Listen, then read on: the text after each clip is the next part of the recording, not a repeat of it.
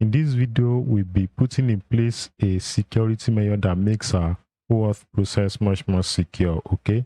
And that is the concept called PKCE, Proof Key for Code Exchange, okay?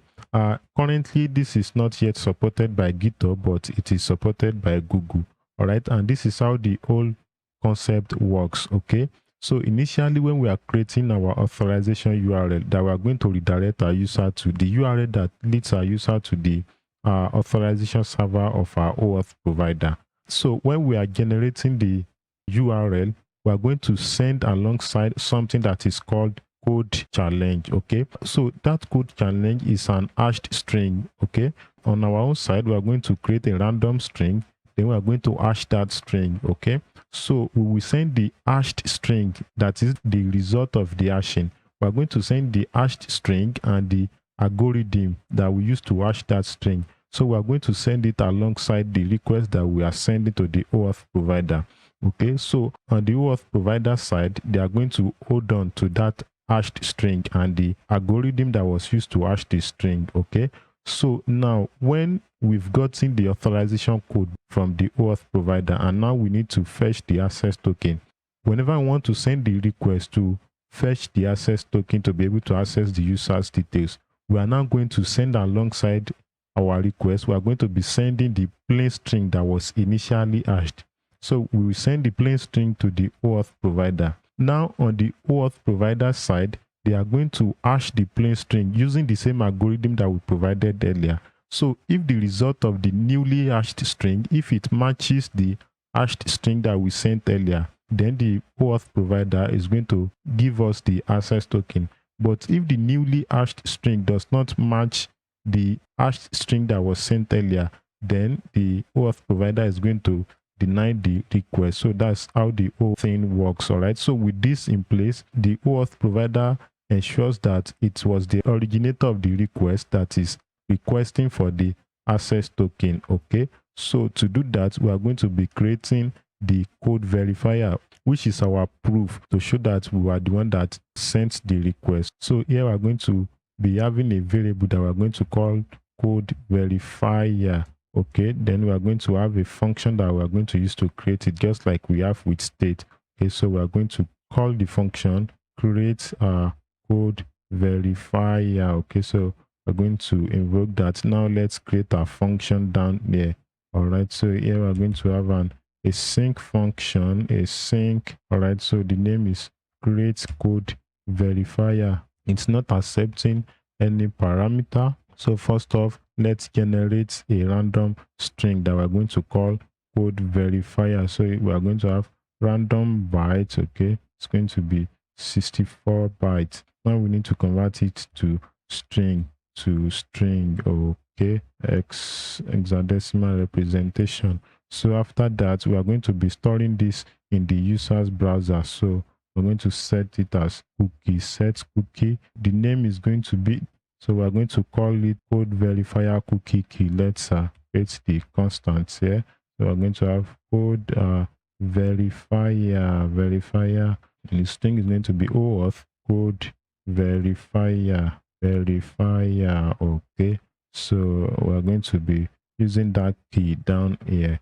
We're going to have a code verifier cookie key. Okay, the value is going to be code verifier, and the expiration is going to be env.oauth cookie expiration seconds. Okay, so that's all we need to do in this function, and after that we need to return the code verifier that we just generated. Okay, so we are going to return code verifier. That's all. I'm going to save that. Okay, so let's go back to our create auth URL function. All right, so here we've generated the code verifier, which is a random string. Okay, so we're going to be hashing the string, and then we're going to send the result alongside our request. Okay, so we're going to have url.search params.set. Okay, so the key is called a code challenge. All right, that is the standardized name. Okay, and the value is going to be a hashed version of the string. All right, so we are going to be hashing that using crypto. So let's import hash function from crypto. Okay, so you ensure that the function is imported. All right, so we're going to be using that function to hash our random string, the randomly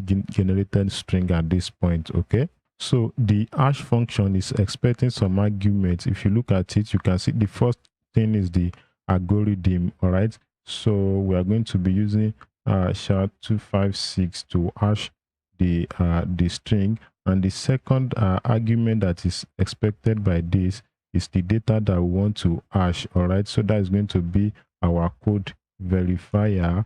Okay, and then we are going to provide base 64 URL. Okay, so that is going to hash our string. All right, so now we are having the result, the hashed result, as our code challenge.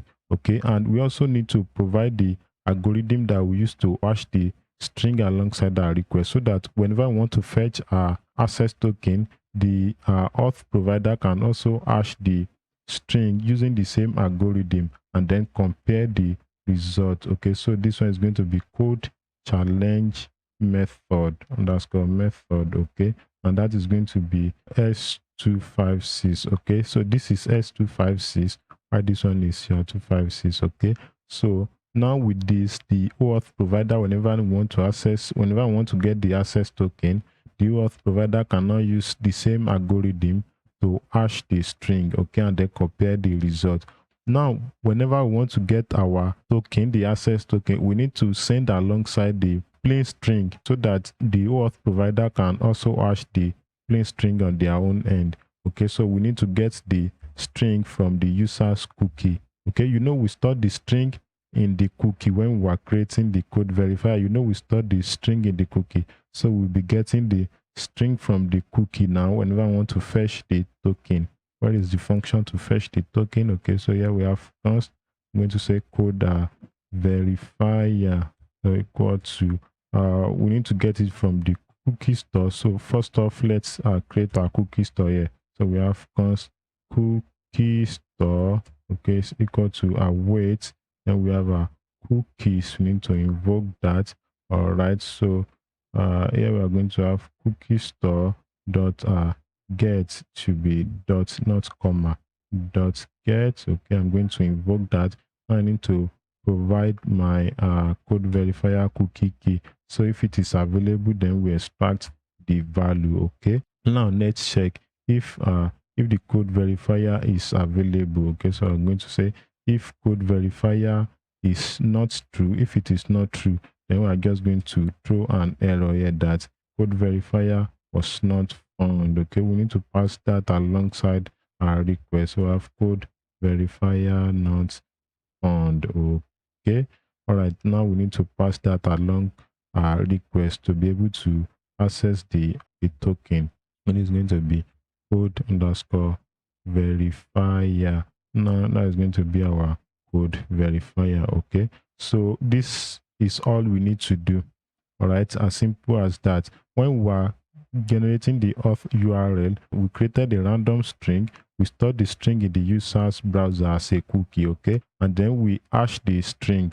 After hashing the string, we sent it alongside our request, and we also set the algorithm that we use to hash the string. We also send it alongside our request. Okay, so the OAuth provider is going to hold on to that hashed string and the algorithm that we use to hash the string. So whenever we now want to get the access token, the OAuth provider is going to get the plain string. You know, this one now is a plain string. It's going to get the plain string, hash the plain string themselves using the same algorithm. Okay, so if their own result, the newly hashed string, if it matches what we hashed on our own end, then they are going to issue the access token. But if their own result, if it doesn't match what we sent along, then they are going to deny that request. So that is a security measure that was put in place to ensure that it's the same originator of the request that is requesting for the access token. And that's all about that. Now let's test out our implementation. I'm going to sign out now. Okay, all right, just so you can see the whole thing in action. Let me open my console. Okay, we are going to go to our cookie store. All right, I'm going to, okay, but before we start the whole process, I want us to also delete the cookie after getting the access token. Okay, so we're going to go to our fetch user function. All right, so at this point where we deleted this cookie, we're also going to delete the code verifier. So we have cookie store dot delete. Then we're going to delete our code verifier cookie key. Okay, so that we'll just clean up after verifying our user. So I'm going to click on Google now. Okay, so you saw our code verifier and you saw our state. Okay, so I'm going to click on this. All right, it's still there. So we should have okay, this is not our own website. All right, we're not going to see that this is not our website. So I'm going to continue. Okay, after the old verification procedure, then both the state and the code verifier will be deleted. Okay, so what was the error? Let's try again. I did not pay attention to that. I'm going to click on this and to click on continue. Okay, so there was an error. Let's see what the error is. All right, so the error we are getting now is that this email already exists in our database. Okay, we are not supposed to be getting this error because we've checked if let's go to our route. Okay, let's go to route. Do I have it opened here? Okay, not here. We need to go to route. Okay, this is it. Okay, because at this point we've checked if the existing user already has that provider. Okay, and if the user has the provider, then we only make updates if their name changes. So we are not supposed to run into this error. All right, so let's see the type of user, the structure of user we are getting. Okay, so I'm going to come to this point, then I'm going to log our user so that we know where the error is coming from. All right, I'm going to save that. Now let's try again and see the structure of our user. Okay, I'm going to try Google. All right, okay, I'm going to continue. All right, so let's see the structure of our user. The user we are getting. Okay, so we have our ID, auth provider's name, and role.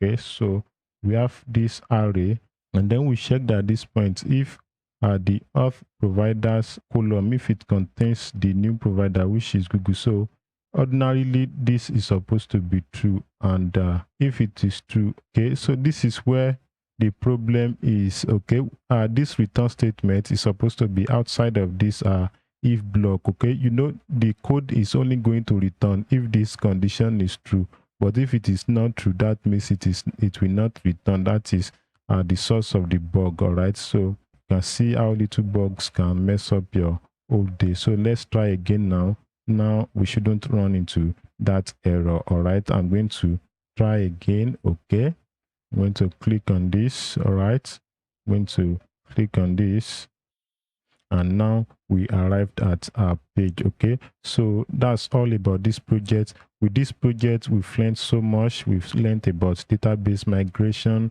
signing up user, signing in user, session management, cookie management, and all of that. We've dealt with Github OAuth provider. Now we are dealing with Google OAuth provider. Okay, I hope you've learned so much in this project, and if you have any comments, you can drop that in the comment section, and I'll be seeing all of that there. Okay, and if you have any suggestion, if you want to support, you can check the description of this video. Okay, so that will be all for now. I'll be seeing you in the next one.